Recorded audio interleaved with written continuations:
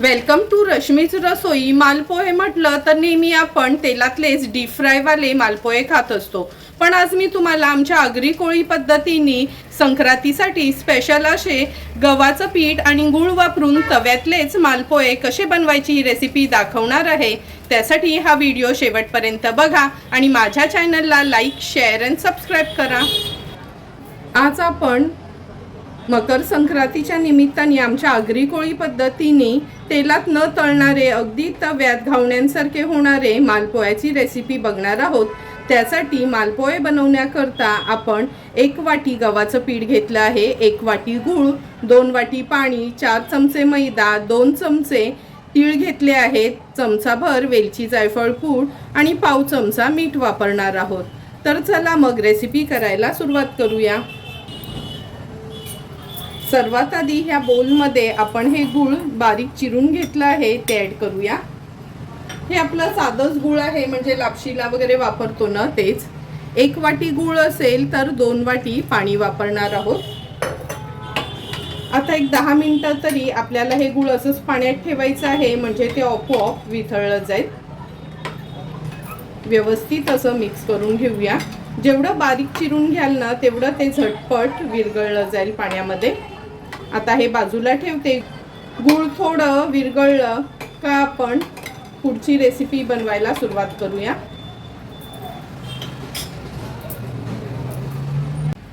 दहा ते 15 मिनिटं झालेत। पूर्ण गूळ हे बघा कसं छान विरघळलं गेलंय पाण्यामध्ये। आता हे गुळाचं पाणी ना आपण गाळून घेणार आहोत।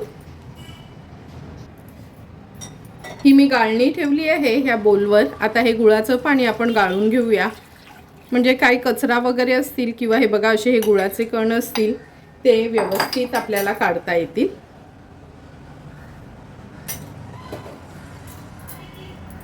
आता आपण ह्याच्यात थोडंसं मीठ घालूया, कारण का गोडाचा पदार्थ असला ना का चिमूटभर पण मीठ घातलं का त्याची चव खूप चांगली लागते। 2 चमचे तीळ, वेलची जायफळ पूड, 4 चमचे मैदा,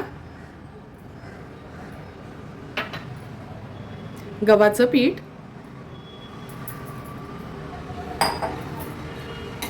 आता व्यवस्थित हे मिश्रण आपल्याला मिक्स करून घ्यायचं आहे। पाण्याचं, गुळाचं आणि पिठाचं प्रमाण मी सांगितल्याप्रमाणेच यूज करा, म्हणजे तुमचे पण हे मालपोहे अगदी सुंदर बनतील। व्यवस्थित हे पीठ आपल्याला असं फेटून घ्यायचे।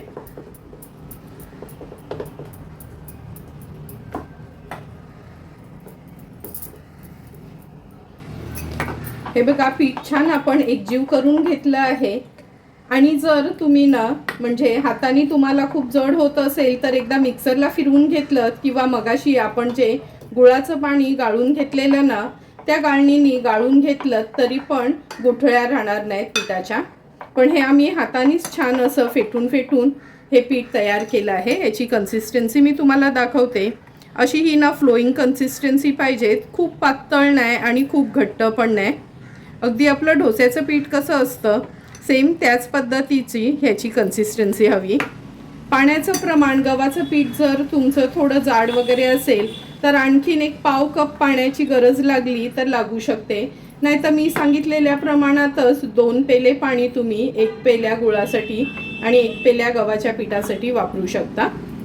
आता लगेचच आपण ह्याचे मालपोहे तव्यात घालूया।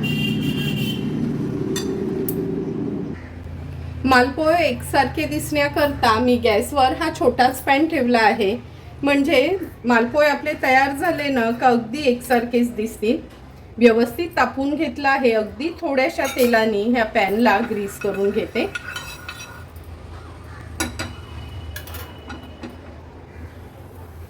आता गॅसची फ्लेम मी हाय केली आहे।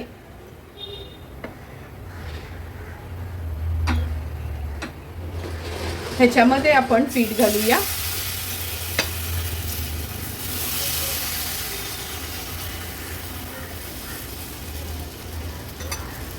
खूप जाड नाही आणि खूप पातळ नाही असे आपण हे मालपोहे ह्या तेलावर सोडले आहेत। वरना पण थोडंसं तेल घालते। गॅसची फ्लेम हाय ठेवली ना मालपोहे तेलावर सोडताना, म्हणजे ह्या पॅनमध्ये का हे बघा अशी सुंदर जाळी येते। आता गॅसची फ्लेम लो करूया आणि अर्ध्या मिनिटासाठी झाकण ठेवून आपण हा पॅन असाच ठेवूया।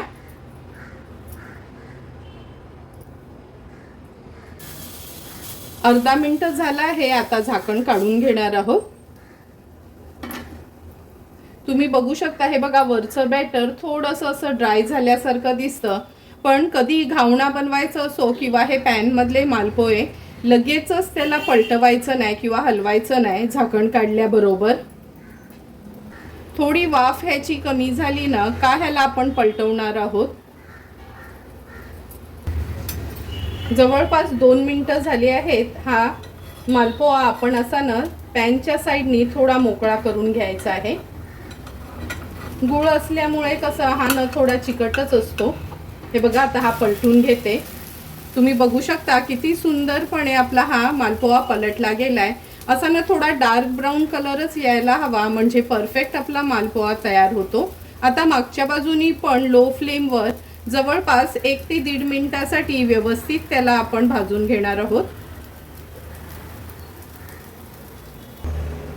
आणखीन मिनिटभर झाला आहे, मागच्या बाजूनी पण तो मालपोहा तयार झाला आहे। मालपोहे काढण्यासाठी ना मी ही चाळण घेतली आहे। चाळण अशी पालती करून घ्यायची आहे आणि हे मालपोहे आपण ह्याच्यावर काढून घेणार आहोत। म्हणजे कसं त्याला वाफ वगैरे असली ना, पाणी सुटलं तरी पण ती वाफ खाली जाते। आणि हे बघा अगदी सुंदर आपला दोन्ही बाजूनी कमी तेलावरचा हा गुळाचा मालपोहा तयार झाला आहे। अशाच पद्धतीने आपण उरलेले पण मालपोहे तयार करून घेणार आहोत।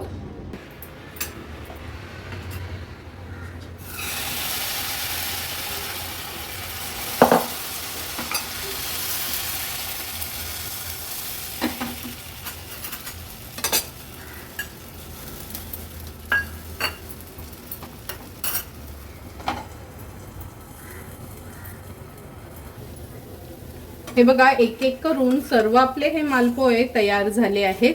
अगदी परफेक्ट असे कमी तेलावरचे पॅन मधले हे मालपोहे तयार झालेत। आता तयार झालेले हे मालपोहे आपण सर्विंग प्लेट मध्ये सर्व करून घेणार आहोत। तुम्ही बघू शकता किती सुंदर असे हे गव्हाचं पीठ आणि गुळातले पॅन मधले मालपोहे आपले तयार झाले आहेत। अगदी छानशी जाळी पण आली आहे आणि हे मालपोहे बाहेर ठेवलेत तरी 3-4 दिवस आरामात टिकतात। तुम्हाला पण जर मी बनवलेले हे मालपोह्यांची रेसिपी आवडली असेल तर तुम्ही पण या संक्रांतीला नक्की माझ्या पद्धतीने हे मालपोहे घरी ट्राय करा आणि मला कमेंट करून सांगा की तुम्ही बनवलेले हे मालपोहे कसे झाले ते। जर तुम्हाला मी बनवलेल्या ह्या मालपोह्यांचा व्हिडिओ आवडला असेल तर नक्की माझ्या चॅनलला तुम्ही लाईक, शेअर अँड सबस्क्राईब करा। Thank you for watching my video.